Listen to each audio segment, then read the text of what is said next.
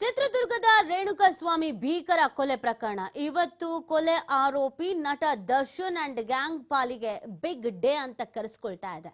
ಇವತ್ತು supreme court ನಲ್ಲಿ ದರ್ಶನ್ ಜಾಮೀನು ಭವಿಷ್ಯ ನಿರ್ಧಾರವಾಗಲಿದೆ. ಸುಪ್ರೀಂ ಕೋರ್ಟ್ ನಲ್ಲಿ ಇಂದು ಮೇಲ್ಮನವಿ ವಿಚಾರಣೆ ಇದೆ. ನ್ಯಾಯಮೂರ್ತಿ ಪರ್ದಿವಾಲಾ, ನ್ಯಾಯಮೂರ್ತಿ ಮಹಾದೇವನ್ ಪೀಠದಲ್ಲಿ ಈ ಒಂದು ವಿಚಾರಣೆಯನ್ನ ಮಾಡಲಾಗಿದೆ. ದರ್ಶನ್ ಸೇರಿ 7 ಆರೋಪಿಗಳ ಜಾಮೀನು ರದ್ದು ಕೋರಿ ಮೇಲ್ಮನವಿಯನ್ನ ಸಲ್ಲಿಕೆ ಮಾಡಲಾಗಿದೆ. ಹೈಕೋರ್ಟ್ ಆದೇಶವನ್ನ ಪ್ರಶ್ನಿಸಿ ಮೇಲ್ಮನವಿಯನ್ನ ಸಲ್ಲಿಸಲಿದ್ದಾರೆ ಪೊಲೀಸರು. ಈಗಾಗಲೇ ಸರ್ಕಾರದ ಪರ ವಕೀಲರಿಂದ ವಾದ ಮಂಡನೆ ಮುಕ್ತಾಯ ಆಗಿ ಹೋಗಿದೆ. ಇವತ್ತು ಅಂತಿಮ ವಾದವನ್ನ ಮಂಡಿಸಲಿದ್ದಾರೆ ದರ್ಶನ್ ಪರ ವಕೀಲ. ಅವ್ರು ಏನ್ ವಾದ ಮಂಡಿಸ್ತಾರೆ ಅನ್ನೋದ್ರ ಮೇಲೆ ಇವತ್ತಿನ ಆದೇಶ ಏನ್ ಬರುತ್ತೆ ಅನ್ನೋದು ಕೂಡ ಬಹಳ ಕುತೂಹಲಕ್ಕೆ ಕಾರಣವಾಗೋದ್ರ ಜೊತೆಗೆ ಅಷ್ಟೇ ಮಹತ್ವವನ್ನ ಕೂಡ ಪಡ್ಕೊಳ್ತಾ ಇದೆ ಇವತ್ತಿನ ಈ ದಿನ. ದರ್ಶನ್ ಪರ ಹಿರಿಯ ವಕೀಲ ಕಪಿಲ್ ಸಿಬಲ್ ಅವರಿಂದ ವಾದವನ್ನ ಮಂಡನೆ ಮಾಡಲಾಗ್ತಾ ಇದೆ. ಸಿಬಲ್ ವಾದ ಮಂಡನೆ ಬಳಿಕ ಬಹುತೇಕವಾಗಿ ಇವತ್ತು ಪ್ರಕಟವಾಗಲಿದೆ ಆದೇಶ ಅನ್ನುವಂಥದ್ದು. ಇವತ್ತೇ ಬಹುತೇಕವಾಗಿ ಆದೇಶ ಪ್ರಕಟ ಮಾಡುವಂತ ಸಾಧ್ಯತೆ ಇದೆ. ಯಾಕಂದ್ರೆ ಕಳೆದ ಬಾರಿ ಹಾಗೆ ಹೇಳಿದ್ರು, ಎಲ್ಲವನ್ನ ಕೂಡ ನಾವು ಫೈನಲ್ ಮಾಡಿಬಿಡೋಣ ಅಂತ ಕಳೆದ ಈ ಚರ್ಚೆಗಳಾಯ್ತಲ್ಲ, ಕಳೆದ ಬಾರಿ ವಾದಗಳಾಯ್ತಲ್ಲ, ಆ ಸಂದರ್ಭದಲ್ಲೇ ಹೇಳಿ ಆಗಿತ್ತು. ಇವತ್ತು ವಾದವನ್ನ ಆಲಿಸಿ ಅಥವಾ ಏನಾದ್ರೂ ಆದೇಶವನ್ನ ಕಾಯ್ದಿರಿಸ್ತಾರಾ ಅದು ಕೂಡ ಒಂದು ಪ್ರಶ್ನೆ ಇದೆ. ಬಹುತೇಕವಾಗಿ ಇವತ್ತು ಪ್ರಕಟ ಆಗುವಂತ ನಿರೀಕ್ಷೆನ ಇಟ್ಕೊಳ್ಳಲಾಗಿದೆ. ಬಟ್ ಇವತ್ತು ಬಹಳ ಮಹತ್ವದ ದಿನ ಆಗ್ತಾ ಇದೆ. ಈಗಾಗಲೇ ಸರ್ಕಾರದ ಪರವಾಗಿ ಪೊಲೀಸರು ಒಂದಷ್ಟು ವಿಚಾರವನ್ನ ತಿಳಿಸಿದ್ದಾರೆ. ಸಾಕ್ಷಿ ಸಮೇತವಾಗಿ ಜಾಮೀನನ್ನ ರದ್ದು ಮಾಡಲೇಬೇಕು, ಜಾಮೀನು ನೀಡಿರುವಂತದ್ದು ಸರಿ ಅಲ್ಲ, ಈ ಪ್ರಕರಣದಲ್ಲಿ ತನಿಖೆ ನಡೀತಾ ಇದೆ, ಸಾಕಷ್ಟು ಸಾಕ್ಷಿಗಳನ್ನು ಕಲೆ ಹಾಕಿದ್ದೀವಿ, ಇದರಲ್ಲಿ ದರ್ಶನ್ ಪಾತ್ರ ಏನಿದೆ ಏನಿಲ್ಲ ಅನ್ನೋದನ್ನ ಕೂಡ ತಿಳಿಸಲಾಗಿದೆ. ಇಂಥ ಸಂದರ್ಭದಲ್ಲಿ ಜಾಮೀನು ನೀಡುವಂಥದ್ದು ಒಂದು ಕಡೆಯಲ್ಲಿ ತನಿಖೆಗೆ ಹಿನ್ನಡೆ ಆಗತ್ತೆ, ಸಾಕ್ಷಿಗಳನ್ನ ನಾಶ ಮಾಡಬಹುದಾದ ಸಾಧ್ಯತೆಗಳಿರುತ್ತೆ, ಸಾಕ್ಷಿಗಳ ಮೇಲೆ ಪ್ರಭಾವ ಬೀರಬಹುದಾದ ಸಾಧ್ಯತೆಗಳಿಗಿರುತ್ತೆ. ಸೊ ಇದೆಲ್ಲವನ್ನ ಗಮನದಲ್ಲಿ ಇಟ್ಕೊಂಡು ಈ ಜಾಮೀನನ್ನ ರದ್ದು ಮಾಡಬೇಕು ಅಂತ ಪೊಲೀಸರು ಮನವಿಯನ್ನ ಮಾಡ್ಕೊಂಡಿರೋದು. ಸರ್ಕಾರದ ಪರ ವಕೀಲರು ವಾದವನ್ನ ಮಂಡಿಸಿದ್ದಾರೆ. ಹಾಗಾಗಿ ಇವತ್ತು ದರ್ಶನ್ ಪರ ವಕೀಲರಿಗೆ ವಾದ ಮಂಡಿಸೋದಕ್ಕೆ ಅವಕಾಶ ಇದೆ. ದರ್ಶನ್ ಪರ ವಕೀಲರು ಹೇಗೆ ವಾದ ಮಂಡಿಸ್ತಾರೆ, ಯಾವ ರೀತಿಯಾಗಿ ವಾದವನ್ನ ಮಂಡಿಸ್ತಾರೆ, ಯಾವ್ಯಾವ ಪಾಯಿಂಟ್ಸ್ ಅನ್ನ ರೈಸ್ ಮಾಡ್ತಾರೆ, ದರ್ಶನ್ ಬಚಾವ್ ಆಗೋದಕ್ಕೆ ಅಥವಾ ಯಥಾಸ್ಥಿತಿ ಮುಂದುವರಿಯೋದಕ್ಕೆ, ದರ್ಶನ್ ಅನ್ನ ಸೇಫ್ ಮಾಡುವಂತ ನಿಟ್ಟಿನಲ್ಲಿ ಯಾವ ಮುಖ್ಯವಾದಂತ ಪಾಯಿಂಟ್ಸ್ ನ ರೈಸ್ ಮಾಡ್ತಾರೆ, ಅದು ಬಹಳ ಮುಖ್ಯ ಆಗತ್ತೆ. ಕೆಲವು ಪ್ರಕರಣಗಳಲ್ಲಿ ಕೆಲವೊಂದಷ್ಟು ಪಾಯಿಂಟ್ಸ್ಗಳು ಪ್ರಕರಣದ ದಿಕ್ಕನ್ನೇ ಬದಲಿಸಿದ್ದು ಕೂಡ ಇದೆ. ಹಾಗಾಗಿ ಈ ಪ್ರಕರಣದ ಆ ಥರದೊಂದು ಮೇಜರ್ ಪಾಯಿಂಟ್ ಬರುತ್ತಾ ಅನ್ನೋದೊಂದು ಕುತೂಹಲ. ನಟ ದರ್ಶನ್ ಸೇರಿ 7 ಆರೋಪಿಗಳ ಜಾಮೀನು ರದ್ದಾಗತ್ತಾ ಅನ್ನೋದೊಂದು ಪ್ರಶ್ನೆ. 2024 ಜೂನ್ 8 ನಡೆದಿತ್ತು ರೇಣುಕಾಸ್ವಾಮಿಯ ಮರ್ಡರ್. ದರ್ಶನ್, ಪವಿತ್ರ ಸೇರಿ 17 ಆರೋಪಿಗಳನ್ನ ಬಂಧಿಸಿದ್ರು ಪೊಲೀಸರು. 2024 ಡಿಸೆಂಬರ್ 13 ಜಾಮೀನನ್ನ ನೀಡುತ್ತೆ ಹೈಕೋರ್ಟ್. ಬಂಧನವಾದ 6 ತಿಂಗಳ ಬಳಿಕ ಜಾಮೀನನ್ನ ನೀಡಿತ್ತು ಕೋರ್ಟ್. ದರ್ಶನ್, ಪವಿತ್ರ ಸೇರಿ 7 ಆರೋಪಿಗಳಿಗೆ ಹೈಕೋರ್ಟ್ ಜಾಮೀನನ್ನ ನೀಡುತ್ತೆ. ಇತರರಿಗೆ ಬೇಲ್ ನೀಡಿದಂತ ವಿಚಾರಣಾಧೀನ ನ್ಯಾಯಾಲಯ 7 ಜನರ ಜಾಮೀನು ಪ್ರಶ್ನಿಸಿ ಸುಪ್ರೀಂ ಕೋರ್ಟ್ಗೆ ಪೊಲೀಸರು ಮನವಿಯನ್ನ ಮಾಡಿರೋದು. ಸೊ ಹಾಗಾಗಿ ಇದರ ಬಗ್ಗೆ ಇವತ್ತು ವಾದಗಳು ನಡೆಯುತ್ತೆ. ಈ ವಾದವನ್ನ ಆಲಿಸಿ ಕೋರ್ಟ್ ಯಾವ ರೀತಿಯಾಗಿ ಜಡ್ಜ್ಮೆಂಟ್ ಅನ್ನ ಕೊಡುತ್ತೆ, ಆದೇಶವನ್ನ ಕೊಡುತ್ತೆ ಅನ್ನೋದ್ರ ಮೇಲೆ ಎಲ್ಲರ ಭವಿಷ್ಯ ನಿಂತಿದೆ. ಈಗ ಎಲ್ಲರೂ ಅವ್ರವ್ರ ಕೆಲಸ ಮಾಡ್ಕೊಂಡು ಹೊರಗಡೆ ಆರಾಮಾಗಿದ್ದಾರೆ. ಸಿನಿಮಾ ಶೂಟಿಂಗ್ ಮಾಡೋರು ಸಿನಿಮಾ ಶೂಟಿಂಗ್ ಮಾಡ್ಕೊಂಡಿದ್ದಾರೆ, ಅದರ ಜೊತೆಗೆ ಮಾಡ್ಲಿಂಗ್ ಮಾಡ್ಕೊಳ್ಳೋರು ಮಾಡ್ಲಿಂಗ್ ಮಾಡ್ಕೊಂಡಿದ್ದಾರೆ, ಬಿಸ್ನೆಸ್ ಅನ್ನ ಮುನ್ನಡೆಸ್ಕೊಂಡು ಹೋಗೋರು ಬಿಸ್ನೆಸ್ ಅನ್ನ ಮುನ್ನಡೆಸ್ಕೊಂಡು ಹೋಗ್ತಿದ್ದಾರೆ. ಇವತ್ತಿನ ಜಡ್ಜ್ಮೆಂಟ್ ಮೇಲೆ Darshan and gang, D gang ಅಂತ ಏನ್ ಕರೆಸ್ಕೊಳ್ತಾ ಇತ್ತು, ಇದರ ಭವಿಷ್ಯ ಏನಾಗುತ್ತೆ ಅನ್ನೋದು ಗೊತ್ತಾಗಲಿದೆ. ಇವತ್ತು ವಾದವನ್ನ ಆಲಿಸಿದ ನಂತರ ಯಾವ ರೀತಿಯಾದಂತ ಮಹತ್ವದ ಆದೇಶವನ್ನ ಹೊರಡಿಸಲಾಗುತ್ತೆ ಅನ್ನೋದು ಪ್ರಶ್ನೆ ಆಗಿರೋದು. ಜಾಮೀನು ನೀಡಿದ ಹೈಕೋರ್ಟ್ ಆದೇಶಕ್ಕೆ ಸುಪ್ರೀಂ ಈಗಾಗಲೇ ಆಕ್ಷೇಪವನ್ನ ವ್ಯಕ್ತಪಡಿಸಿಬಿಟ್ಟಿದೆ. ಕಳೆದ ಬಾರಿ ವಿಚಾರಣೆ ಆಯ್ತಲ್ಲ, ಆ ಸಂದರ್ಭದಲ್ಲೇ ಆಕ್ಷೇಪವನ್ನ ವ್ಯಕ್ತಪಡಿಸಿದೆ ಸುಪ್ರೀಂ. ಕಳೆದ ಗುರುವಾರ ಮೇಲ್ಮನವಿ ವಿಚಾರಣೆಯನ್ನ ನಡೆಸುತ್ತೆ ಸುಪ್ರೀಂ ಕೋರ್ಟ್. ಹೈಕೋರ್ಟ್ ನೀಡಿತ್ತಲ್ಲ ಜಾಮೀನು, ಅದಕ್ಕೆ ಸುಪ್ರೀಂ ಕೋರ್ಟ್ ಅಸಮಾಧಾನ ವ್ಯಕ್ತಪಡಿಸುತ್ತೆ. ಸುಪ್ರೀಂ ಕೋರ್ಟ್ನ ಪೀಠ ಇಲ್ಲಿ ಹೈಕೋರ್ಟ್ನ ಜಡ್ಜ್ಮೆಂಟ್ ಏನಿತ್ತು ಅದನ್ನ ವಿವೇಚನೆಯನ್ನ ಸರಿಯಾಗಿ ಬಳಸೇ ಇಲ್ಲ ಅಂತ ಅಭಿಪ್ರಾಯವನ್ನ ವ್ಯಕ್ತಪಡಿಸಿತ್ತು. ದರ್ಶನ್ ಬಂಧನಕ್ಕೆ ಇದ್ದಂತ ಲೀಡ್ ಏನು ಅಂತ ಪ್ರಶ್ನಿಸಿತ್ತು ವಿಭಾಗೀಯ ಪೀಠ. ರಾಜ್ಯ ಸರ್ಕಾರದ ವಕೀಲರಿಗೆ ಪ್ರಶ್ನೆಯನ್ನ ಮಾಡಿದ್ದ ಸುಪ್ರೀಂ ಕೋರ್ಟ್.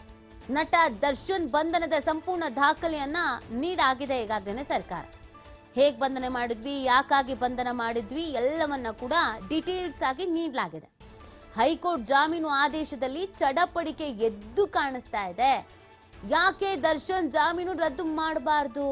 ದರ್ಶನ್ ಪರ ವಕೀಲ ಕಪಿಲ್ ಸಿಬಲ್ಗೆ ಸುಪ್ರೀಂ ಕೋರ್ಟ್ ಈ ರೀತಿಯಾಗಿ ಪ್ರಶ್ನಿಸಿದೆ. ವಿವೇಚನೆಯನ್ನ ಬಳಸದೇನೆ ಜಾಮೀನನ್ನ ನೀಡಲಾಗಿದೆ. ಹಾಗೇನೆ ಇಲ್ಲಿ ಒಂದಷ್ಟು ಲೋಪದೋಷಗಳಿಗಿದೆ. ಚಡಪಡಿಕೆ ಅನ್ನೋದು ಎದ್ದು ಕಾಣಿಸ್ತಾ ಇದೆ. ಯಾಕೆ ದರ್ಶನ್ ಜಾಮೀನು ರದ್ದು ಮಾಡಬಾರ್ದು, ನಾವ್ ಯಾಕೆ ಮಧ್ಯಪ್ರವೇಶವನ್ನ ಮಾಡಬಾರ್ದು ಅಂತ ದರ್ಶನ್ ಪರ ವಕೀಲ ಕಪಿಲ್ ಸಿಬಲ್ಗೆ ಸುಪ್ರೀಂ ಕೋರ್ಟ್ ಪ್ರಶ್ನಿಸಿದೆ. ಈಗ ಕಪಿಲ್ ಸಿಬಲ್ ಅವರು ಸುಪ್ರೀಂ ಕೋರ್ಟ್ ಕೇಳಿರುವಂತ ಪ್ರಶ್ನೆಗಳಿಗೆ ಇವತ್ತು ಉತ್ತರವನ್ನ ಕೊಡ್ಬೇಕಾಗತ್ತೆ. ರದ್ದು ಯಾಕೆ ಮಾಡಿದ್ರು, ರದ್ದು ಆಗ್ಬೇಕಾಗಿರುವಂತ ವಿಚಾರಗಳು ಏನಿದೆ, ಈ ಕಾರಣಗಳಿಗಾಗಿ ರದ್ದು ಮಾಡಲಾಗಿತ್ತು, ಸೊ ಇದೆಲ್ಲವನ್ನ ವಾದ ಮಂಡಿಸಬೇಕಾಗತ್ತೆ. ದರ್ಶನ್ ಪರ ವಕೀಲ ವಾದ ಮಂಡಿಸಿದ್ರಲ್ಲಿ ಸುಪ್ರೀಂ ಕೋರ್ಟಿಗೆ ಸತ್ಯಾನುಸತ್ಯತೆ ಇದೆ ಅಂತ ಅನಿಸಿ ಇದಕ್ಕೆ ಜಾಮೀನು ನೀಡಬಹುದಾದ ಪ್ರಕರಣವೇ ಅಂತ ಅನಿಸಿದ್ರೆ ಜಾಮೀನು ಸಿಗತ್ತೆ. ಬಟ್ ಈಗಾಗ್ಲೇನೆ ಸುಪ್ರೀಂ ಕೋರ್ಟ್ ಇಲ್ಲಿ ಏನ್ ಹೇಳ್ತಾ ಇದೆ ಅಂತ ಅಂದ್ರೆ, ಯಾಕೆ ದರ್ಶನ್ ಜಾಮೀನು ರದ್ದು ಮಾಡಬಾರ್ದು ಅಂತ ಪ್ರಶ್ನೆಯನ್ನ ಮಾಡಿದೆ. ಹಾಗಾಗಿ ಇವತ್ತಿನ ಆದೇಶ ಏನಾಗಿರತ್ತೆ, ವಾದವನ್ನ ಆಲಿಸಿಕೊಂಡ ನಂತರ ಬರುವಂತ ಆದೇಶ ಏನು ಅನ್ನೋದೇ ಪ್ರಶ್ನೆ ಆಗಿರೋದು. ಬಂಧನದ ಕಾರಣಗಳನ್ನಷ್ಟನ್ನೇ ನಾವು ಕೇಳ್ತಾ ಇದ್ದೀವಿ. ಯಾವ ಕಾರಣಕ್ಕಾಗಿ ಬಂಧಿಸಿದ್ದಾರೆ ಅದಷ್ಟನ್ನೇ ನಾವು ಕೇಳ್ತಾ ಇದ್ದೇವೆ. ಬಂಧನ ಕಾನೂನು ಬದ್ಧವಾಗಿಲ್ಲ ಎನ್ನುವುದಾಗಿದೆ. ಕಾನೂನು ಬದ್ಧವಾಗಿಲ್ಲ ಅಂದ್ರೆ ಉತ್ತರ ಕೊಡಿ. ಯಾವ ತರ ಕಾನೂನು ಬದ್ಧವಾಗಿಲ್ಲ? ರಾಜ್ಯ ಸರ್ಕಾರದ ಪರ ವಕೀಲರಿಗೆ ಸುಪ್ರೀಂ ಈ ಸೂಚನೆಯನ್ನ ಕೊಟ್ಟಿದೆ. ಆರೋಪಿ ದರ್ಶನ್ ಪರ ವಕೀಲರ ವಾದವನ್ನ ಕೋರ್ಟ್ ಇಲ್ಲಿ ಒಪ್ಕೊಳ್ತಾ ಇಲ್ಲ. ಆರೋಪಿ ಪರ ವಕೀಲರ ವಾದ ಮಂಡನೆಗೆ ಕಾಲಾವಕಾಶ ಕೊಟ್ಟಿದ್ದಾರೆ. ಇಲ್ಲೇ ನೀವು ಮತ್ತೆ ವಾದ ಮಾಡಿ ಅಂತ ಕಾಲಾವಕಾಶವನ್ನ ನೀಡಿ ವಿಚಾರಣೆಯನ್ನ ಮುಂದೂಡಿತ್ತು ಸುಪ್ರೀಂ ಕೋರ್ಟ್. ಅದರ ವಿಚಾರಣೆ ಇವತ್ತು ಕೈಗೆತ್ತಿಕೊಳ್ತಾ ಇರೋದು. ಹಾಗಾಗಿ ಇವತ್ತೇನೆ ತೀರ್ಪು ಆದೇಶ ಬರಬಹುದಾದ ಸಾಧ್ಯತೆಗಳು ಇದೆ ಅನ್ನೋದನ್ನ ಹೇಳಲಾಗ್ತಾ ಇದೆ. ನೋಡ್ಬೇಕಾಗತ್ತೆ ವಾದ ಹೇಗ್ ಮಂಡಿಸ್ತಾರೆ, ಎಷ್ಟು ಸಮಯದವರೆಗೂ ವಾದ ಮಂಡಿಸ್ತಾರೆ, ಆ ವಾದವನ್ನ ಆಲಿಸಿ ಆದೇಶವನ್ನ ಇವತ್ತೇ ಪ್ರಕಟ ಮಾಡಲಾಗತ್ತಾ ಅಥವಾ ಆದೇಶವನ್ನ ಕಾಯ್ದಿರಿಸ್ತಾರಾ? 1 ವಾರ, 2 ದಿನ, 3 ದಿನಗಳ ಕಾಲ ಹೀಗೇನಾದ್ರೂ ಕಾಯ್ದಿರಿಸಿ ಆದೇಶವನ್ನ ಪ್ರಕಟ ಮಾಡ್ತಾರಾ ಅಥವಾ ಇವತ್ತೇ ಆದೇಶವನ್ನ ಪ್ರಕಟಿಸ್ತಾರಾ? ಇದು ಕೂಡ ಪ್ರಶ್ನೆ ಇದೆ. ಈ ಕಾರಣಕ್ಕಾಗಿಯೇ ಇವತ್ತಿನ ಈ ಮಹತ್ವದ ಬೆಳವಣಿಗೆಗಳ ಬಗ್ಗೆ ನಿರೀಕ್ಷೆಗಳು ಸಾಕಷ್ಟಿದೆ.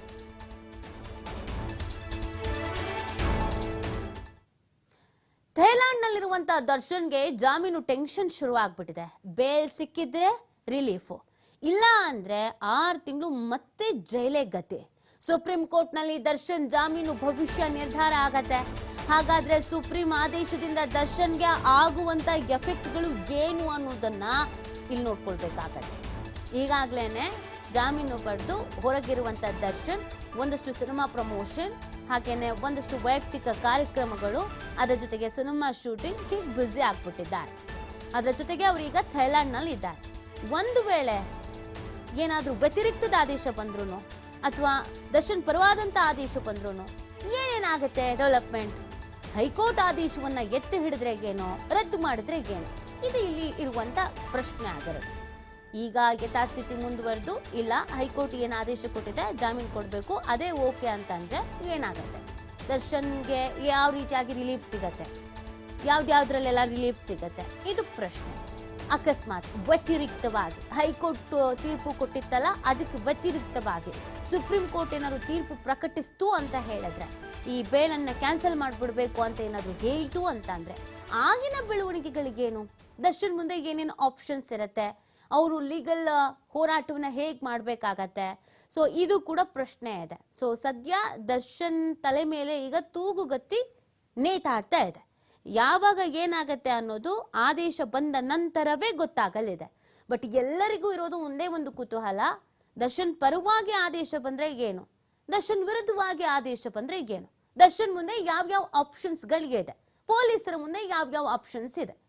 ಒಂದು ವೇಳೆ ಸುಪ್ರೀಂನಲ್ಲೂ ದರ್ಶನ್ ಪರವಾಗೇ ಆದೇಶ ಬಂತು ಅಂತಂದ್ರೆ ಜಾಮೀನು ರದ್ದು ಮಾಡಲೇಬೇಕು ಅಂತ ಹೋಗಿರುವಂತ ಪೊಲೀಸರು ಅವ್ರು ಏನು ಮಾಡ್ತಾರೆ, ವಾಟ್ ನೆಕ್ಸ್ಟ್?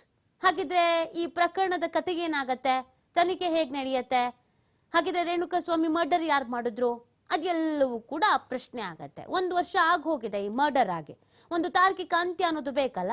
ಸೊ ಹಾಗಾಗಿ ಏನಾಗುತ್ತೆ ಅನ್ನೋದು ಪ್ರಶ್ನೆ. ಇವತ್ತಿನ ಈ ಬೆಳವಣಿಗೆ ಮೇಲೆ ದರ್ಶನ್ನ ಭವಿಷ್ಯ ಕೂಡ ನಿಂತಿದೆ. ಇವತ್ತು ಒಂದೇ ವೇಳೆ ದರ್ಶನ್ ಪರವಾಗಿ ಬಂತು ಅಂತ ಅಂದ್ರೆ ಅದು ದರ್ಶನ್ಗೆ ರಿಲೀಫ್. ಸಿನಿಮಾ ಏನೋ ಮಾಡ್ತಾ ಇದ್ದಾರೆ, ಸಿನಿಮಾ ಮಾಡ್ಕೊಂಡು ಹೋಗ್ಬೋದು. ಆದ್ರೆ ಪೊಲೀಸರು ಸುಮ್ಮನೆ ಆಗ್ತಾರಾ? ಪೊಲೀಸರ ಕೈಲಿ ಇನ್ನೇನು ಆಪ್ಷನ್ಸ್ ಇರುತ್ತೆ, ಅವ್ರು ಇನ್ನೇನು ಕಾನೂನು ಹೋರಾಟವನ್ನ ಮಾಡ್ಬೋದು. ರೇಣುಕಾಸ್ವಾಮಿ ಅನ್ನುವಂಥ ಒಬ್ಬ ವ್ಯಕ್ತಿಯ ಮರ್ಡರ್ ಆಗಿ ಹೋಗಿದೆ. ಹೀಗಿರ್ಬೇಕಾದ್ರೆ ಇಲ್ಲಿ ಯಾರು ಒಬ್ರು ಮರ್ಡರ್ ಮಾಡಿರ್ಲೇಬೇಕಲ್ಲ.